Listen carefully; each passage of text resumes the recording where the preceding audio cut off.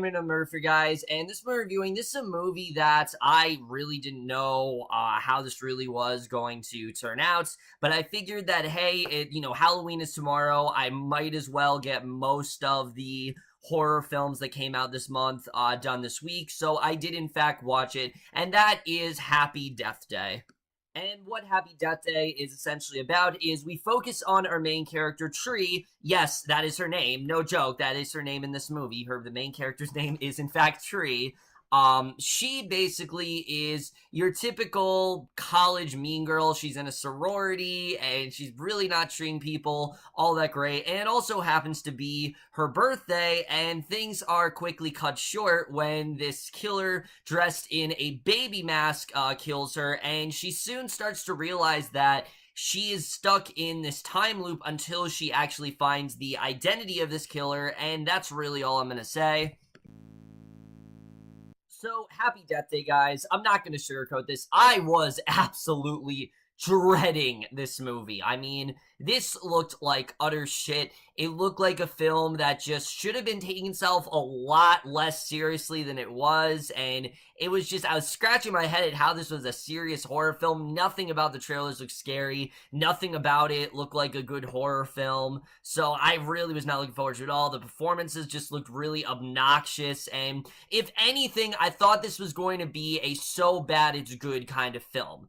I did not expect for me to come out of this movie saying that not only is this movie completely marketed wrong, but it actually is a really good movie. In fact, I kind of love this movie. Happy Death Day is one of the biggest surprises of the entire year. It is completely different than I expected it to be, and we're just going to get into all of that starting off with the cast. And that is something else that I really wasn't looking forward to. I didn't recognize a single actor in this movie, and that definitely made me a bit worried. These actors, they just looked really over the top and dumb, but I'm happy to say that there are some really good performances in this movie. Without a doubt, the strongest being from our main lead here. Jessica Rothe as Tree is great in this movie. I really loved her character. She starts off and she's not the most likable, but she's one of those mean girls that at first you really do love to hate, and she's just a lot of fun to watch. You can tell she's having a lot of fun with this role, but Tree also has a lot of stuff going on in her life that she's kind of just ignoring, and the more times that she starts to repeat this day,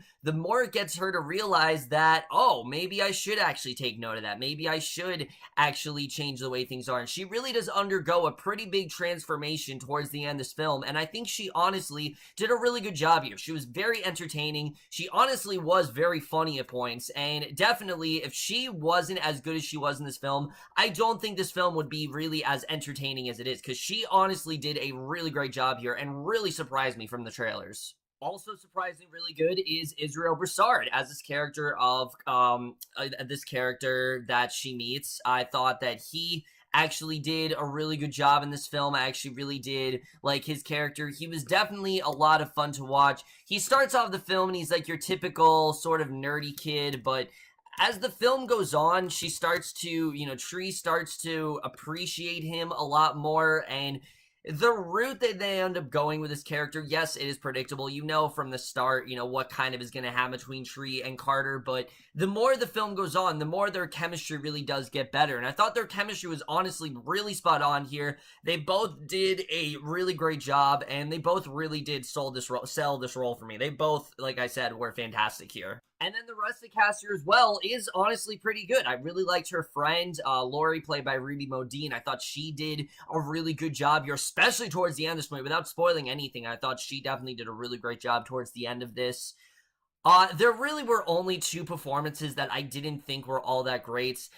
First of all, Rachel Matthews as a character of Danielle. She's just a very one-note, sort of bitchy character. She's like a Regina George, if you will, but she doesn't have the sort of edge and the fun side that Rachel McAdams had to Regina George. She's a very forgettable character. She's not bad, she's just very one note, and I didn't really think she was that great of an actress. And then Rob Mello plays this character, John Toombs, and I don't want to spoil too much about him, but he's a character that is really over the top, and he requires him to be really over the top, but I felt like he was just going a bit too far with that. A lot of the actors here, they know that they're not taking this too seriously, but some of them do actually push it a little bit too far, and that definitely is one of my problems here. But because of the fact that this was a film that I thought was going to be very unbearable, the fact that we actually have some suitable performances here really does surprise me, and really is enough a reason for me to,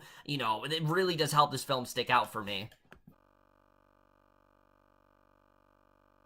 So now let's get to the directing and the writing, which again was really great here. Like I said, I thought this was going to be a serious horror film that just was really horribly done and that was just really laughable. Turns out this isn't really a horror movie. In fact, I hesitate to even call it one because this very much is a satire of horror films, and it's a satire of the general concept. The idea she keeps living the same day over and over again. The film is very tongue-in-cheek in that way, and again, they're not taking themselves too seriously, and that's something I really do love about Christopher B. Landon's directing. He just had fun with it. It reminded me very much of Get Out. Now, Get Out does have a lot more serious moments than this film does, but it reminded me of that in the sense where it's not taking itself too seriously, and it also is kind of taking note of the fact that, yes, we are kind of ripping off other films. Yes, this idea has been done to death, but we are finding a way to actually make it different, and I thought he did a really good job with that. I thought his directing here was really great. There actually are some suspenseful scenes throughout the film, particularly one, you did see it in the trailer, but it involves the scene where, the killer lights her car on fire is actually a really intense scene. I thought it was honestly really well directed, but I thought his directing, like I said, was just really spot on here. The writing as well very much impressed me because I didn't expect this movie to have nearly as good a writing as it really did. I put this on par Before I Fall, honestly. I really did like the writing here. I thought the writing in general was honestly really well done, and like I said, the way the tree starts to transform as this film goes on, she really does become more and more likable, and you really start to care about her character. And again, we really start to get into a lot of the character's plight, sort of the things that she regrets, some of the things that has gone on in her personal life, and I thought they did a really good job of that. I was definitely very impressed by how they handled that. Also, the mystery is actually very intriguing. I really found myself invested in what was going on, like who the killer could be, why is this happening to her, why are they targeting her. That stuff shouldn't be as interesting as it is, but the film does such a good job of making it interesting that it really did keep me very invested throughout the film, and it really made me, keep wondering, okay, is this person the possible suspect? Is this person possibly the person going after? I mean, they did a really good job with that, and I was surprised by how well they handled the mystery aspect of this film for me. I was just very surprised with that.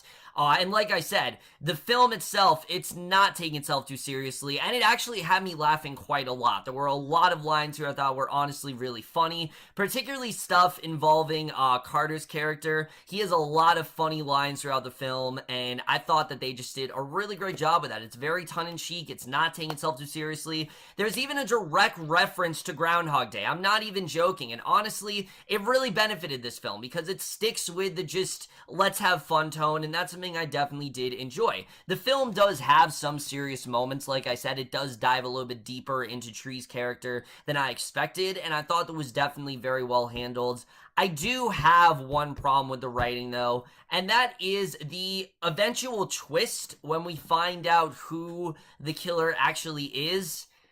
It kind of makes sense, but it just felt a little bit rushed to me, honestly. I felt like it was just a little bit rushed because the film, it makes you think like they've solved who it is, and then you realize, no, there's more to it, and the way they do tie things up, I thought actually worked really well. It just felt a little too rushed to me, like they just had to end it real quick, and it didn't left me like, it wasn't like Jigsaw where it left me with like 1,000 answers up in the air, but it definitely wasn't as concrete as an answer as I was expecting, but I did like what they went with, because like I said, there's a bit of a fake out in this film where they make you think it's someone and then it's not, and for me, I like the way that they handled it here, because what they were leading towards, I thought would just been way too predictable. So I'm glad they went with the reveal that they did. It just didn't 100% tie up, and like I said, I did feel some of the characters were just a little bit underdeveloped. Danielle in particular, I just didn't really care that much for her character. She's someone that, yes, like I said, she's very much a Regina George or something like that, but I didn't find her as interesting as Regina George or as compelling as Regina George. She felt very one notes, and a lot of the characters are a lot more developed than that, and she just didn't really feel that way to me. As well as, the character of Butler, this teacher that she's dating. I really didn't care for his character either, but he does have some really good scenes throughout the film, and I thought he did do a good job in the role. It's just I didn't really care much for the character. Cinematography here as well. This film is very well shot. I was surprised by how well it was shot. There are actually, like I said, some really well done scenes here. There's some actually, really suspenseful scenes, and the cinematography is definitely very well handled in that regard, and it looked a lot better than I expected it to be. I expected for this film to look really dumb and to look really cheap, but it actually didn't. I thought the cinematography was really good. The score as well. By the score, they're not taking this seriously. There's really no, horror synth music throughout the film. Any of that you heard in the trailer, yeah, that's completely misleading. That's not in this film at all. This is, like I said, just a fun movie, and I really like the way they handled it. And then also, I should probably tell you guys this in regards to the score. The certain song in the trailer that really got on everyone's last nerves, thankfully, is not in this movie at all. In fact, it's replaced by a completely different ringtone, and I don't know if they heard, complaints from other, moviegoers or people who watched the trailer, but thank God they completely removed that song, because it honestly was god-awful, and again, that is just a major example of how different this movie is than I was expecting it to be. And the editing, this movie really flew by for me. Like I said, I thought the third act was just a little bit rushed, but other than that, I thought that it was definitely very solid in that way. Happy Death Day is easily one of the biggest surprises of the entire year. I definitely did not expect to enjoy this movie nearly as much as I did. It's a film that took a lot more creative liberties than I expected it to do. It's a lot more original than I expected it to be, and it actually features some really solid performances, and I can't believe I'm actually sitting here recommending this movie, but that is the case. And honestly, guys, I am going to give Happy Death Day a B+. I don't know what's happening this year. I really don't. There are a lot of movies that I was really dreading, and they're turning out to be really good. So, I guess people are just mismarketing trailers. This is the same studio that mismarketed Girls Trip, so I don't know who's editing these trailers, but they really need to be fired, honestly, because they're really doing a bad job of marketing these trailers. But overall, guys, that's in my review of Happy Death Day. Honestly, do recommend it. If you guys can watch this before Halloween, which I know it's hard because there's only 2 days left, but if you can, it honestly is worth seeing. I would recommend it. I think it honestly is a very well done film. It's a lot better than I expected to be, and I definitely really did enjoy it. But that's in my review. Hope you enjoyed. See you guys in my next video, and I will see you guys for that. Okay, bye.